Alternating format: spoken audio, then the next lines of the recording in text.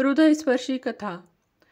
मानसी, मी आता वृद्धाश्रमात राहील. शांताताईंचे बोलणे ऐकून मानसीने आनंदाने उडीच मारली आणि मुलानेही आईसमोर थोडा दुःखी असल्याचं ढोंग नक्कीच केलं. पण दुसऱ्या क्षणी शांताताई धमाका करत दणक्यात म्हणाल्या. शांताताईंना खूप भूक लागली होती. त्यांच्या सुनेने मानसीने त्यांना सकाळपासून काहीही खाण्यासाठी दिलं नव्हतं, कारण सकाळी नाश्त्यामध्ये त्यांनी आलू पराठे बनवले होते आणि सर्व पराठे संपून गेले. त्यामुळे आता शांताताई दुपारच्या जेवणाची वाट पाहू लागल्या. पण मानसीने सकाळचा नाश्ता जास्त केला होता, त्यामुळे दुपारचे जेवण बनवणार नव्हती.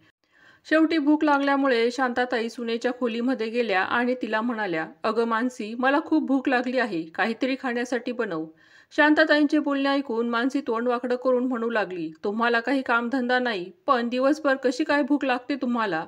हे बघा, तिथे टेबलावर भाजलेले चणे फुटाणे ठेवले आहेत, ते खा आणि पाणी पिऊन घ्या. आज दुपारी मी माझ्या मैत्रिणींसोबत बाहेर जाणार आहे, त्यामुळे आता जेवण रात्रीच बनवलं जाईल." हे ऐकून शांताताईंचा चेहरा उतरून गेला.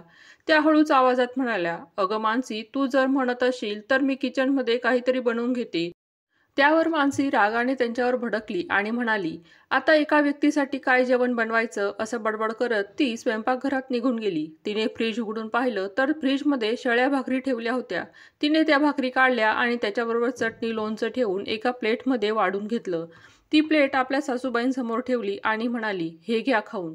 असं म्हणून ती पर्स घेऊन घराबाहेर निघून गेली. फ्रीजमध्ये ठेवलेल्या भाकरी अगदी कडक झाल्या होत्या, तसेच त्याच्यातून थोडासा दुर्गंध पण येत होता. त्यामुळे शांताताईंना खूप राग आला होता आणि त्यांनी रागाने त्या भाकरी कचऱ्याच्या डब्यात फेकून दिल्या. त्यानंतर त्या किचनमध्ये आल्या आणि डब्यातून डाळ तांदूळ काढून स्वतःसाठी गरमागरम खिचडी त्यांनी बनवली. त्याचबरोबर काकडीची कोशिंबीर चटणीही त्यांनी खाल्ली. त्यानंतर त्यांनी सर्व भांडे धुवून परत जागेवर ठेवून दिले, तसेच संपूर्ण किचन पण साफ करून घेतले. नंतर त्या गुपचूपपणे स्वतःच्या खोलीत जाऊन झोपल्या. सुनेने नकार दिला तरी ते घर त्यांचं होतं आणि त्या स्वतःसाठी जेवण बनवू शकत होत्या. त्यामुळे रागाच्या भरात त्यांनी जेवण बनवून खाऊन घेतलं. दुसऱ्या दिवशी संध्याकाळी त्या त्यांच्या खोलीत बसल्या होत्या. तेवढ्यातच त्यांचा मुलगा अजय त्यांच्याकडे आला आणि म्हणाला, "आई, आजकाल महागाई किती वाढली आहे ना, त्यामुळे घर खर्च चालवणं कठीण होत चाललं आहे. वर बाबांच्या 13व्याच्या दिवशी कार्यात सुद्धा खूप काही खर्च झाला होता. त्यामुळे मी विचार करत आहे की जर एक खोली भाड्याने दिली तर घर खर्चासाठी थोडीशी मदत होईल आपल्याला."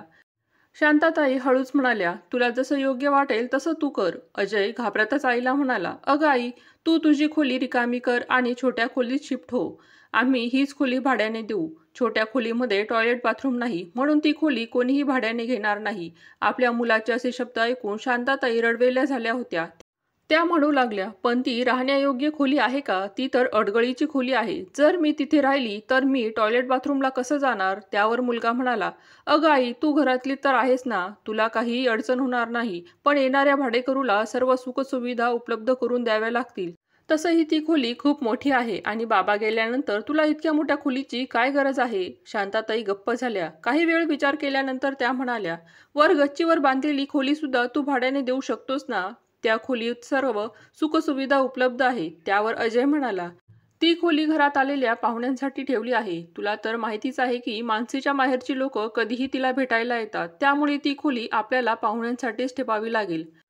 शांताताईंना कळालं होतं की त्यांच्या मुलाने सध्या राहणारी त्यांचीच खोली भाड्याने देण्याचा विचार केला होता. त्यामध्ये त्या काहीच बोलू शकत नव्हत्या, कारण तसंही म्हातारपणात त्या मुलगा व सून यांच्यावर अवलंबून होत्या.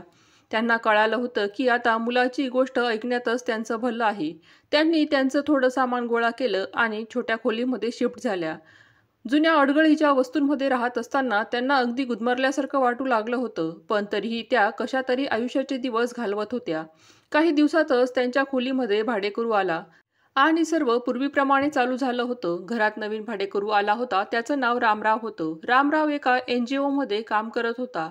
जेव्हा त्यांनी शांताताईंना घरात दुर्लक्षित अवस्थेत पाहिलं तेव्हा त्यांना खूप वाईट वाटलं होतं. हळूहळू त्यांची शांताताईंची ओढ वाढत गेली. एक अनोळखी व्यक्तीला आपली एवढी काळजी करत असताना पाहून शांताताईंना खूप बरं वाटलं.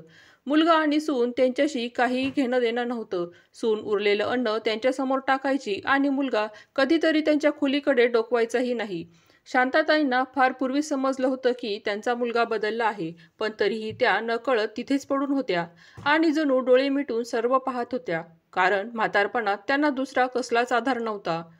मुलगा घरखर्च चालवायचा, त्यामुळे 2 चपात्यांसाठी त्या आपल्या मुलावर अवलंबून होत्या. कधी-कधी तर त्या खूप रडायच्या, कारण त्यांचे पतीसुद्धा त्यांच्या मुलाच्या निष्काळजीपणामुळेच हे जग सोडून गेले होते.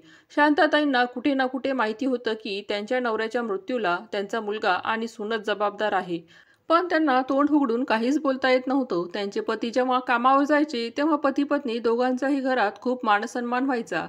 त्यांच्या पगारातून संपूर्ण घर सांभाळलं जात होतं. पण जेव्हा त्यांना काम करायला जमत नव्हतं, तेव्हा त्यांनी आपल्या मुलाला घर खर्चासाठी मदत करण्यास सांगितली. त्यावर अजय नाराज होता, कारण जोपर्यंत त्याचे वडील घर चालवत होते, तोपर्यंत त्याची सर्व कमाई तो वाचवत होता. पण आता त्यालाही घर खर्च भागवायचा होता. हळूहळू त्याला त्याच्या आईवडिलांचा खर्च बोजा होऊ लागला होता, पण तो तोंड उघडून काहीच बोलू शकत नव्हता. याच दरम्यान शांताताईच्या मिस्टरांची तब्येत बिघडली. डॉक्टरांकडे गेल्यावर त्यांनी निमोनिया झाल्याचे समजले. डॉक्टरांनी काही महागडी औषधे दिली होती, पण अजयने अर्धीच औषधे आणली आणि उरलेली अर्धी अजिबात आणली नाही. सुरुवातीला जेव्हा त्यांची प्रकृती थोडीफार सुधारली, तेव्हा त्याने औषधं आणणंच बंद केलं. शांताताईंच्या मिस्टरांनीही त्यांच्या स्वतःच्या तब्येतीकडे फारसे लक्ष दिले नाही. पण एके रात्री त्यांना श्वास घेण्यासाठी त्रास होऊ लागला. तेव्हा शांताताई घाबरल्या. मध्यरात्री त्यांनी मुलाचा दरवाजा ठोठावला आणि म्हणाल्या, "बाळा चल, तुझ्या वडिलांची तब्येत खूप बिघडली आहे. आपण त्यांना हॉस्पिटलमध्ये घेऊन जाऊ." तेव्हा अजय म्हणू लागला, "आई आता आम्हाला झोपू दे. खूप रात्र झाली आहे. बाबांना सकाळी घेऊन जाऊ." शांताताई रात्रभर आपल्या पतीजवळ अस्वस्थपणे बसून होत्या. कधी त्या त्यांच्या छातीला तेल तापवून मालिश करायच्या, तर कधी वाफ द्यायच्या. पण त्यांच्या नशिबात काहीतरी वेगळंच लिहिलं होतं. सकाळपर्यंत त्यांच्या पतीची प्राणज्योत मालावली होती. घरात शोकाकुल शांतता पसरली होती. अजय रडण्याचे नाटक करत होता. सून ढसाढसा रडत होती. तिला पाहून असं वाटत होतं की जणू हिला सासऱ्यांचं जाणं सहनच होत नव्हतं. त्यांना काहीच बोलता येत नव्हतं. त्यांच्या डोळ्यातून अश्रू वाहत होते. होठ थरथरत होते. जणू त्यांना ओरडून म्हणायचं होतं की आता तुम्ही दोघं रडण्याचं नाटक का करत आहात? तुमच्या वडिलांच्या मृत्यूला तर तुम्हीच जबाबदार आहात. पण त्या काहीच बोलू शकत नव्हत्या. मुलाने सर्व विधी अतिशय चांगल्या प्रकारे पार पाडले. अंत्यविधीची मेजवानी देखील खूप मोठ्या प्रमाणात दिली. पण शांताताईंच्या मनात हा विचार वारंवार टोचत होता की आपल्या मुलाच्या निष्काळजीपणामुळे त्यांचा मृत्यू झाला आहे. जर त्यांना वेळेवर दवाखान्यात नेलं असतं, तर त्या सुरक्षित राहिले असते.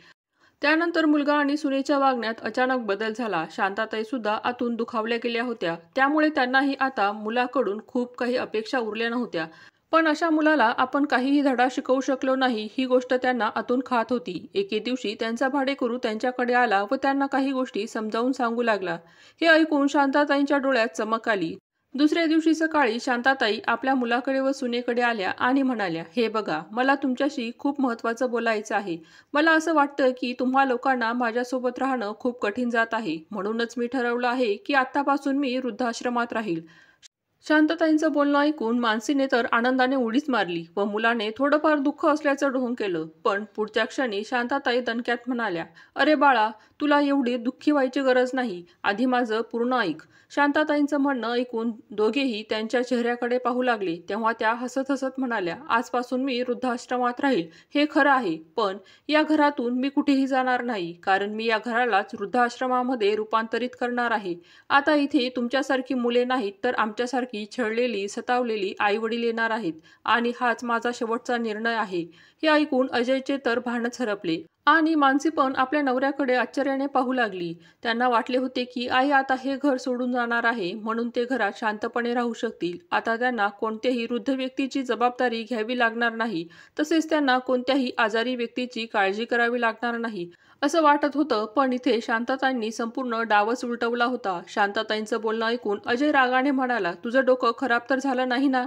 या घरात माझा पण हक्क आहे. तू या घराला वृद्धाश्रम कसं बनवू शकतेस?" शांताताई रागाने म्हणाल्या, "घर माझ्या नावावर आहे, तरीही तुम्ही मला एवढा त्रास दिला आहे. छोट्या छोट्या गोष्टींसाठी माझा अपमान केला. आजारपणात तर माझी काळजी घेतलीच नाही. मला खाण्यापिण्यालाही तुम्ही त्रास दिलात. तसेच तुमच्या वडिलांचेही उपचाराअभावी निधन झाले. आणि जर मी कोणतेही कठोर पाऊल उचलले नाही, तर तुम्ही माझीही अवस्था अशीच कराल. म्हणून मी ठरवलं आहे, मुलाच्या खोट्या आसक्तीपासून दूर होऊन आता मला स्वतःचा विचार करायचा आहे." अजय आता विनवणी करू लागला, "आई, आम्हाला माफ कर. आतापासून आम्ही तुझी संपूर्ण काळजी घेऊ. आम्ही तुझी सेवा करू, तुझ्याशी चांगलं वागू. पण कृपया आम्हाला या घरातनं काढू नकोस आई. माझं काय होईल आणि माझ्या मुलांचं काय होईल?" शांताताई गंभीर स्वरात म्हणाल्या, मी आणि तुझ्या बाबांनी तुमचं अशा प्रकारे संगोपन केलं आहे की तू स्वतःची आणि तुझ्या कुटुंबाची काळजी घेऊ शकशील इतपत आम्ही तुला सक्षम बनवलं आहे. मी आता तुझ्या कुटुंबाचा भाग नाही. मी तुझ्याबद्दल काय विचार करू? तू तुझ्या कुटुंबाची काळजी स्वतः करत बस. बाकी तुला माझी काळजी करण्याची काही गरज नाही. आणि लवकरात लवकर हे घर खाली कर म्हणजे नवीन सदस्य येथे येऊ शकतील. असं म्हणून त्या खोलीत गेल्या. आता अजय आणि मानसी स्तब्धपणे उभे होते. ते अतिशय हुशारीने आईची काळजी घेणं टाळत होते. थोडे पैसे वाचवण्यासाठी आजारी पडलेल्या आईचे त्यांनी उपचारही करून घेतले नाहीत. पण आता शांताताईंनी असा निर्णय घेऊन त्यांना योग्य ते उत्तर दिले होते. महिनाभरातच अजय आणि मानसी घरातून निघून गेले आणि शांताताईंनी तिच्यासारख्या छळलेल्या सतावलेल्या लोकांना घरात आश्रय देऊन हे सिद्ध केले होते की आजकालच्या काळात मुलांनी म्हाताऱ्या लोकांसोबत चुकीचे वागले तर तेही सक्षम निर्णय घेऊ शकतात. भाडेकरूच्या रामरावच्या मदतीने आता ते वृद्धाश्रम अगदी व्यवस्थित चालू होते. व्हिडिओमधील कथा आवडली असेल तर प्लीज लाईक करा, शेअर करा, सबस्क्राईब करा. धन्यवाद.